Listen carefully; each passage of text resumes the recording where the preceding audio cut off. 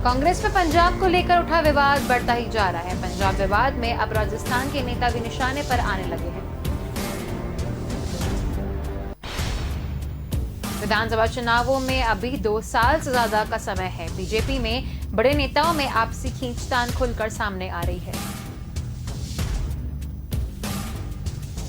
CM Ashok Gehlot की अध्यक्षता में बुधवार को हुई राज्य मंत्रिमंडल की बैठक में आमजन को राहत देने के लिए पर्यटन, राजस्व, किसान कल्याण, उच्च शिक्षा के साथ ही विभिन्न सेवा नियमों में संशोधन से जुड़े कई महत्वपूर्ण निर्णय लिए गए।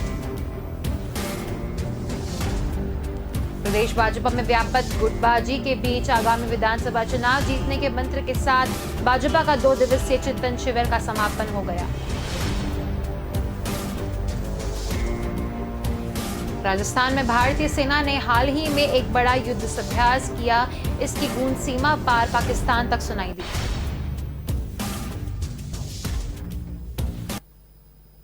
तो चलिए गौर करते हैं मुख्य समाचारों पर।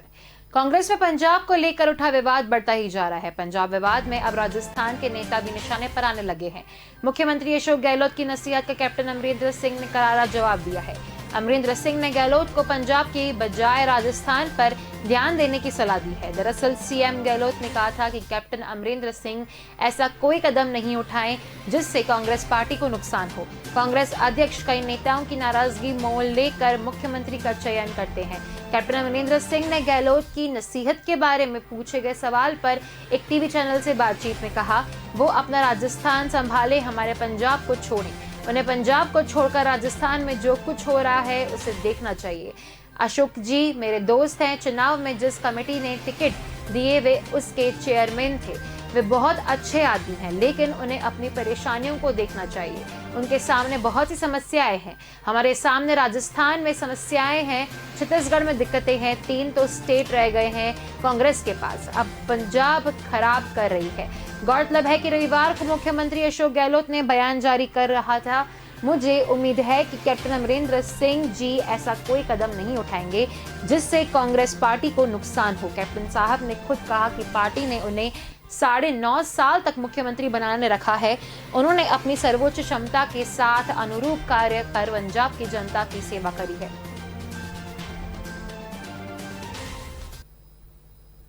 विधानसभा चुनावों में अभी 2 साल से ज्यादा का समय है। बीजेपी में बड़े नेताओं में आपसी खींचतान खुलकर सामने आ रही है। इसे कम करने के लिए अभी से अंदरूनी तौर पर प्रयास शुरू किए गए हैं। कुंभलगढ़ में 2 दिन तक बीजेपी के खींचतान शिविर का आयोजन हुआ। शिविर में सीएम फेस की कतार में खड़े नेताओं को खींचतान मिटाने का साफ मैसेज दे दिया गया है। बीजेपी विधानसभा चुनाव में पीएम मोदी के चेहरे के साथ सामूहिक नेतृत्व में ही चुनाव लड़ने का फॉर्मूला अपनाएगी। बीजेपी की खींचतान बैठकें पहले भी होती रही है, लेकिन इस बार की खींचतान बैठक ऐसे माहौल में हुई है जब पार्टी के भीतर सीएम फीस में और सीएम इन वेटिंग बनने के लिए नेताओं की लंबी कतार है। कई केंद्रीय मंत्री, सांसद और बीजेपी नेता खुद को पिछले 1.25 साल से सोशल मीडिया पर सीएम फेस प्रोजेक्ट करने में लगे हैं। ऐसे सभी नेताओं की एक्सरसाइज से पार्टी के भीतर जबरदस्त खींचतान का माहौल बन गया। पूर्व सीएम वसुंधरा राजे का खेमा भी बुखर होकर मुद्दे उठाता रहता है। केंद्र नेतृत्व में खींचतान मिटाने के लिए ही अब चिंतन शिविर के लिए मैसेज दे दिया है कि सीएम फेज प्रोजेक्ट ही नहीं होगा। राजस्थान बीजेपी में कांग्रेस की तरह ही लगातार चल रही खींचतान और खेमेबंदी को मिटाने के लिए सामूहिक नेतृत्व का फॉर्मूला इजाद किया गया है। राजस्थान में पार्टी विपक्ष में है, इसलिए यहां प्रधानमंत्री नरेंद्र मोदी का चेहरा और केंद्र के कामकाज के आधार पर पार्टी वोट मांगने उतरेगी। पीएम का चेहरा सामने करके स्थानीय सीएम फेस की लड़ाई को खत्म करने की कोशिश की जा रही है। सीएम अशोक गहलोत की अध्यक्षता में बुधवार को हुई राज्य मंत्रिमंडल की बैठक में आमजन को राहत देने के पर्यटन, राजस्व, किसान कल्याण, उच्च शिक्षा के साथ ही विभिन्न सेवा नियमों में संशोधन से जुड़े कई महत्वपूर्ण निर्णय लिए गए।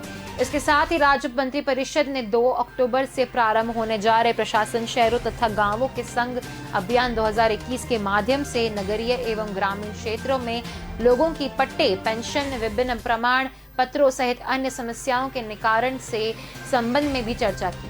बैठक में निर्णय लिया गया कि अभियान के तहत 2 अक्टूबर को आयोजित होने वाले राज्य स्तरीय कार्यक्रम में सभी मंत्रीगण उपस्थित रहेंगे। अभी मंत्री 4 अक्टूबर को अपने विधानसभा क्षेत्रों में तथा 5, 6 एवं 7 अक्टूबर को अपने प्रभारों वाले जिलों में आयोजित ब्लॉक स्तरीय शिविरों को निरीक्षण करेंगे। कृषकों के कल्याण के लिए गठित कृषक कल्याण कोष में बैंक ऑफ इंडिया से 500 करोड़ रुपए का अतिरिक्त दीर्घकालिक ऋण लेने की मंजूरी दी है।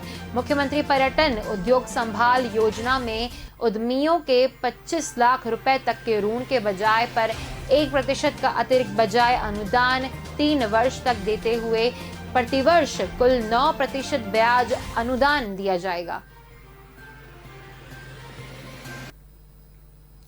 प्रदेश भाजपा में व्याप्त गुटबाजी के बीच आगामी विधानसभा चुनाव जीतने के मंत्र के साथ भाजपा का 2 दिवसीय चिंतन शिविर का समापन हो गया। शिविर में मुख्यमंत्री पद के दावेदारों का संदेश दे दिया गया है कि आगामी विधानसभा चुनाव में मुख्यमंत्री पद का चेहरा दिल्ली के तय करेगी।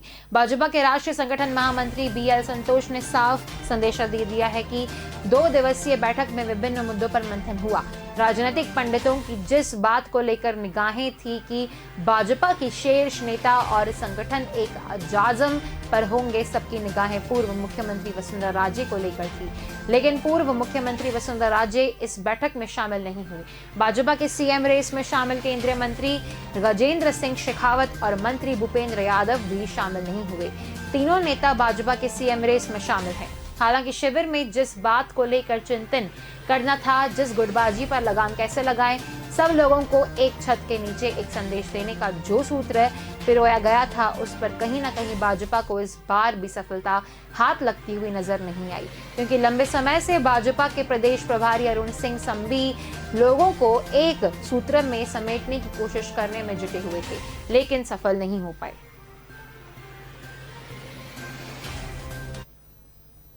राजस्थान में भारतीय सेना ने हाल ही में एक बड़ा युद्धाभ्यास किया। इसकी गूंज सीमा पर पाकिस्तान तक पहुंची।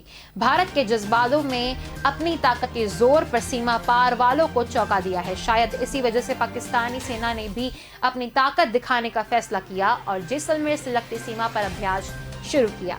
भारतीय सेना के इस युद्धाभ्यास में सैकड़ों सैनिकों के साथ T-90 भीष्मा और K9 वज्र के अलावा 130 mm फील्ड गन रुद्र और Mi-35 अटैक हेलीकॉप्टर और इन्फेंट्री कॉम्बैट व्हीकल BMP-2 भी शामिल कर उन्हें परखा गया। वहीं सीमा पार पाकिस्तान ने भी जैसलमेर से लगती सीमा पर अभ्यास शुरू किया है।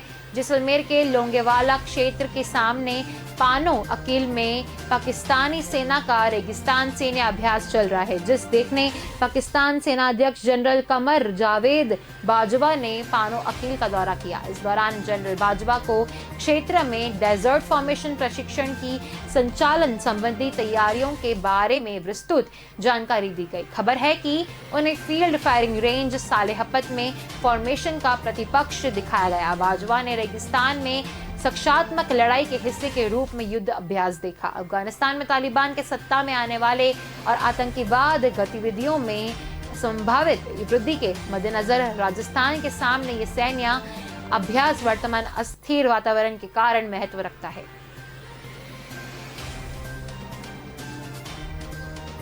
तो चलिए वक्त तो चला एक छोटे से ब्रेक का, जल्द मिलेंगे इस ब्रेक के बाद।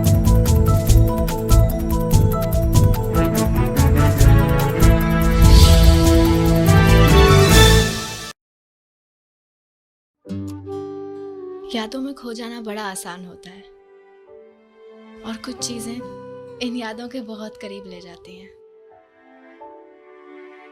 हर लम्हा नजर के सामने आ जाता है, उस पल की खुशी महसूस होने लगती है, मानो कल की ही बात हो।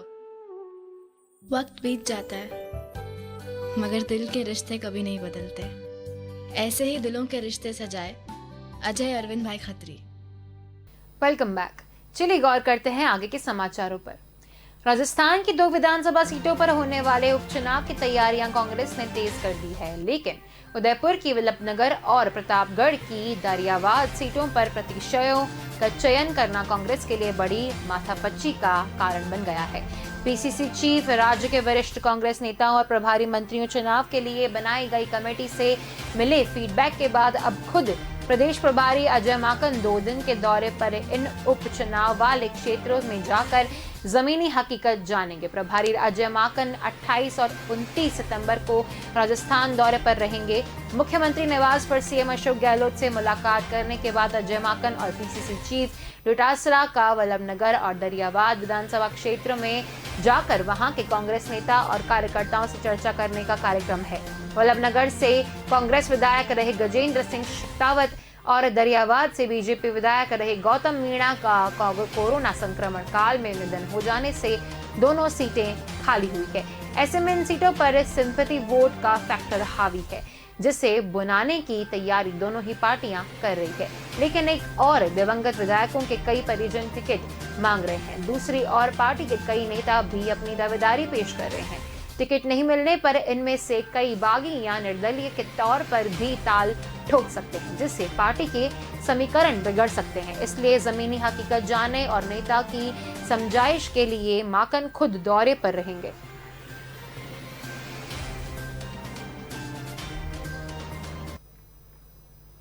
पंजाब कांग्रेस की तर्ज पर अब राजस्थान कांग्रेस में भी कलह की शुरुआत हो चुकी है।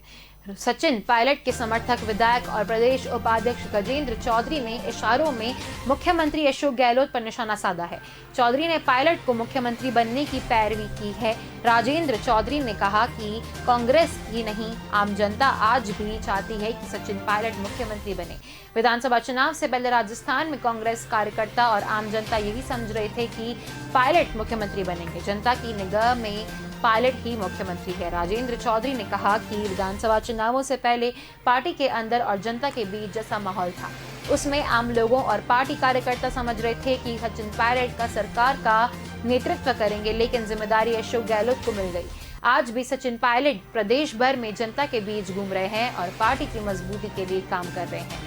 पायलट की मेहनत का ही फल था कि सरकार बनी और वह मेहनत आज भी जारी है। हम कोई मेहनत करते हैं तो उसके प्रतिफल की उम्मीद भी करते हैं। मेहनत कोई करे और उसका फल किसी और को मिले तो नुकसान सबका है, करे कोई और भरे कोई। गहलोत सरकार के किसानों ने हित में बड़ा फैसला लेते हुए दीर्घकालीन कृषि ऋण लेने वाले काश्तकारों के लिए 5% ब्याज अनुदान की योजना लागू की है। अब समय पर ऋण चुकाने वाले काश्तकारों को 5% ब्याज दर के ऋण मिल पाएगा। ये योजना 31 मार्च 2022 तक लागू रहेगी। जानकारी सहकारिता मंत्री उदयलाल आंजना ने गुरुवार को दी। आंजना ने बताया कि यह योजना सरकारी भूमि विकास बैंकों से दीर्घकालीन अवधि के लिए लेने वाले ऋणों पर लागू होगी। उन्होंने बताया कि यह ब्याज दर किसी भी वाणिज्यिक बैंक द्वारा ली जाने वाली ब्याज दर से सबसे कम है। उन्होंने ये बताया कि किसानों को कृषि कार्यों के लिए ऋण की सर्वाधिक आवश्यकता होती है, लेकिन ब्याज दर अधिक होने के कारण किसान को ब्याज चुकाने में परेशानी का सामना करना पड़ता था और कृषि कार्यों में रुकावट भी पैदा होती है। सहकारिता मंत्री ने बताया कि मुख्यमंत्री अशोक गहलोत ने किसानों के हित में फैसला सुनाते हुए 1 अप्रैल 2021 से लागू किया है।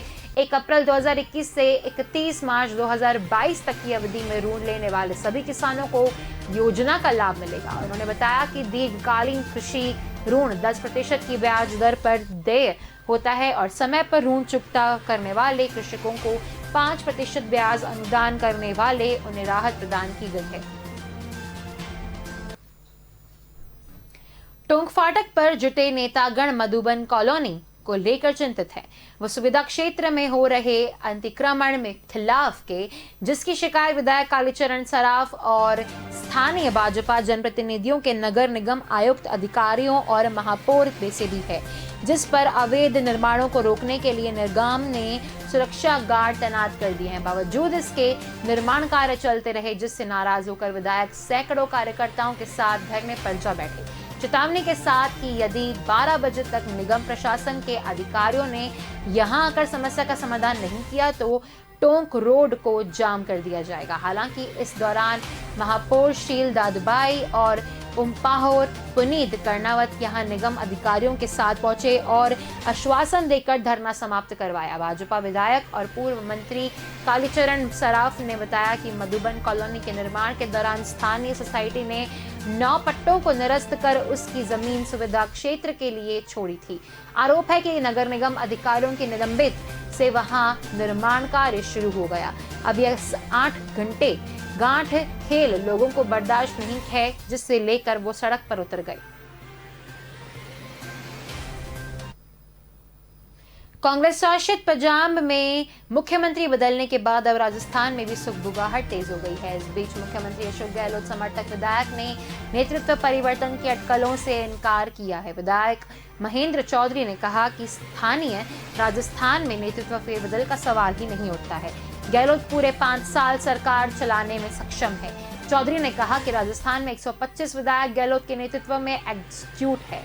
उनके नेतृत्व में सरकार का काम अच्छा चल रहा है, जनता भी खुश है। कोरोना काल में जिस तरह सरकार ने काम किया है, उसकी प्रधानमंत्री तक ने तारीफ की है। गहलोत ने अवस्था रहने के बावजूद प्रदेश का पूरा ध्यान रखा है। महेंद्र चौधरी ने आगे कहा कि अभी जिला परिषद पंचायत समिति के चुनाव हुए हैं, उसमें कांग्रेस को बहुमत मिला है। इन चुनावों में गहलोत के काम के बल पे कांग्रेस को बहुमत मिली है। नेतृत्व परिवर्तन की चर्चाएं पर चौधरी ने कहा कि राजस्थान में बेस्ट काम हो रहा है, इससे कांग्रेस हाईकमान भी जानता है। प्रभारी अजय माकन को भी विधायकों ने यही फीडबैक दिया। सभी विधायक गहलोत सरकार में काम से खुश हैं। 125 विधायक गहलोत के नेतृत्व में एग्जीक्यूट हैं। वहीं गहलोत समर्थक निर्दलीय विधायक बाबूलाल नागर ने कहा, हम सबकी प्राथमिकता अशोक गहलोत है, इसकी आप अन्य राज्यों की तरह राजस्थान को नहीं दिख सकते।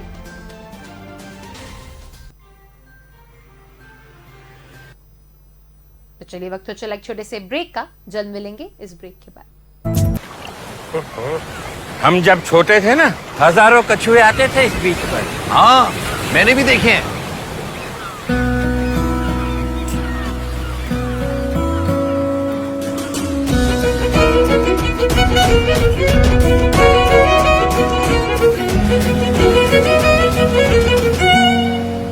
क्या कर रही हो बेटा? कछुओं के लिए जगह बना रही हूँ ताकि वो दोबारा वापस आ सके।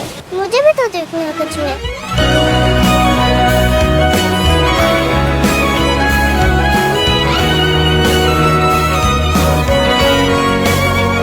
अगर कल को बदलना है तो पहले खुद को बदलना पड़ेगा।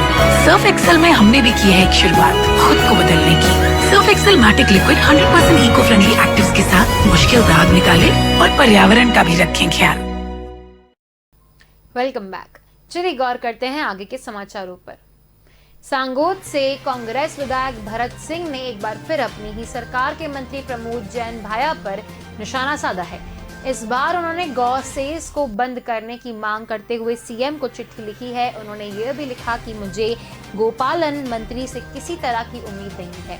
उनसे उम्मीद करना सूखे कुएं से प्याज बुझाने जैसा है। विधायक ने सीएम को लिखा कि प्रदेश में गाय के नाम पर वर्ष 2016 में भाजपा शासन के समय लगाया गया व वसूला जा रहा टैक्स बंद किया जाए। गाय के नाम पर जो टैक्स वसूल किया गया है वह भी भाजपा शासन में किसी शैतान दिमाग की सोच है। सरकार प्रतिनिधि गाय के नाम पर प्रदेश में 2 करोड़ से अधिक टैक्स, स्टाम्प ड्यूटी व शराब पर वसूल करती है। इस टैक्स से आम आदमी को क्या मिलता है? आम आदमी को सड़कों पर हर जगह मवेशी व उनके कारण मौत व दुर्घटना मिलती है। सरकार मृतक व घायल को कोई आर्थिक मदद कर नहीं पाती। गाय के नाम पर वसूल हो रही सरकार ठगी को सरकार बंद करे तो यह जनहित का कार्य होगा। भास्कर ने भरत सिंह की इस चिट्ठी पर गोपालन मंत्री प्रमोद जैन भाया से बात की। उन्होंने सीधे तौर पर भरत सिंह के निजी आरोपों पर कोई भी प्रतिक्रिया देने से इनकार करते हुए कहा कि सम्मानीय विधायक भरत सिंह जी हमारे वरिष्ठ नेता हैं। मैं उनका व्यक्तिगत रूप से सम्मान करता हूं। ये उनके व्यक्तिगत विचार हो सकते हैं। जयपुर 23 सितंबर। राजस्थान की पूर्व मुख्यमंत्री वसुंधरा राजे ने अपने कार्यकाल की महत्वाकांक्षी परियोजनाओं में से एक द्रव्यवती नदी परियोजना में कथित अव्यवस्था को लेकर राज्य की कांग्रेस सरकार पर बृहस्पतिवार को निशाना साधा और कहा कि राज्य सरकार इस परियोजना को राजनीतिक चश्मे से देखने के बजाय जनहित के नजरिए से देखे। राजे ने ट्वीट किया, द्रव्यवती रिवर फ्रंट या न सिर्फ हमारी भाजपा सरकार की एक महत्वाकांक्षी परियोजना थी बल्कि जयपुर के लाखों लोगों की उम्मीद भी थी। इसके लिए हमने एक संकल्प किया तथा हम 1400 करोड़ रुपए की लागत से एक गेंद नाले को सुंदर एवं स्वच्छ नदी के रूप में परिवर्तित करने की दिशा में आगे बढ़े।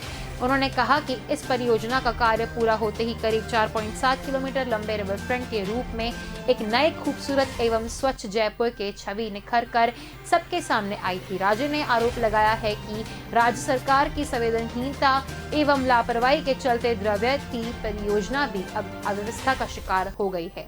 भाजपा नेता ने लिखा है, मेरा राज्य सरकार से आग्रह है कि द्रव्यवती रिवर फ्रंट परियोजना को राजनीतिक चश्मे से देखने के बजाय जनहित के नजरिए से देखें, ताकि यह परियोजना पर्यटन स्थल के रूप में देश को और दुनिया में एक उदाहरण बन सके तथा जयपुर की सुंदरता में चार चांद लग सके।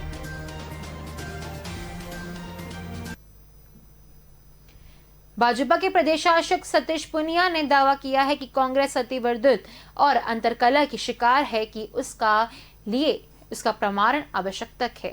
उन्होंने कहा कि कांग्रेस पार्टी का संगठन कांग्रेस पार्टी की एकता ध्वस्त हो चुकी है, लेकिन भाजपा केवल व्यक्ति परख नहीं बल्कि विचार के आधार पर आगे बढ़ने वाली पार्टी है। पूनिया ने कहा, भारतीय जनता पार्टी विचार की और संगठन की पार्टी है, इसलिए पार्टी में मुझे किसी प्रकार अंतर्विरोध नहीं दिखता।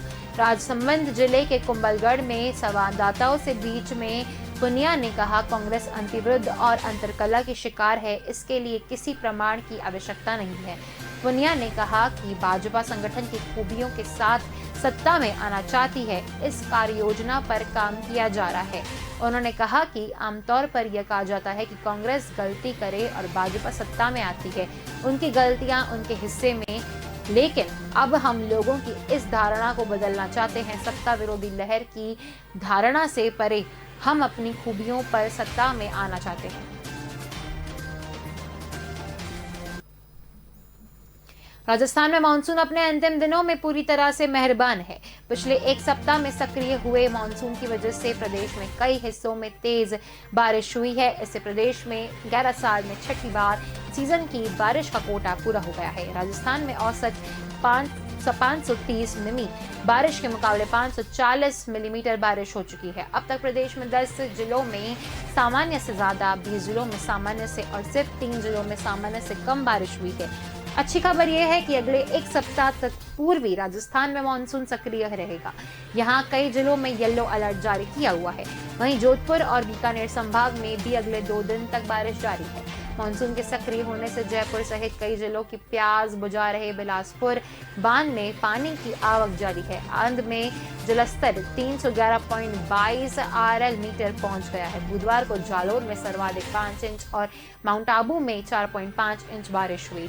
मौसम विभाग केंद्र जयपुर में निदेशक राधेश्याम शर्मा ने बताया कि गुरुवार को अलवर, झुंझुनू, सीकर, अजमेर जिलों में कहीं कहीं पर आकाशीय बिजली गिरने के साथ भारी बारिश होने का अनुमान है।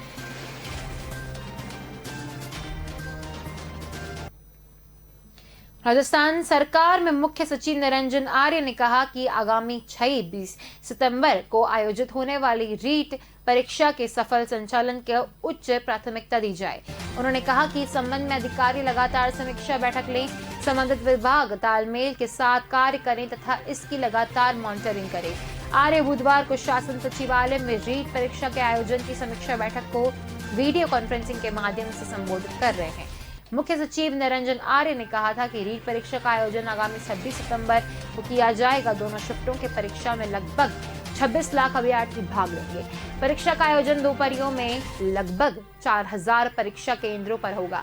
उन्होंने कहा कि इस परीक्षा में बड़ी संख्या में अभ्यर्थी भाग लेंगे। ऐसे में परीक्षा का सफलतापूर्ण आयोजन चुनौती भरा कार्य है। उन्होंने संबंधित विभागों को वापस में उचित तालमेल बैठाकर कार्य करने के निर्देश दिए, जिससे कानून व्यवस्था एवं शांति बनी रहे। आर्य ने कहा कि परीक्षा के दिन भारी संख्या में अभ्यर्थियों का आवागमन रहेगा। व्यवस्था को सुचारू बनाए रखने के लिए पुलिस विभाग द्वारा विस्तृत निर्देश जारी किए गए हैं। परीक्षा की गर्मी बनाए रखने और जिम्मेदारी प्रशासन की है तथा इसमें किसी भी स्तर पर कटौती बर्दाश्त नहीं किया जाएगा। उन्होंने कहा कि परीक्षा केंद्रों पर पुलिस दफ्तर, मोबाइल वैन सहित तमाम तरह के इंतजाम किया जाए, जिससे परीक्षा में किसी भी तरह का नकल न हो।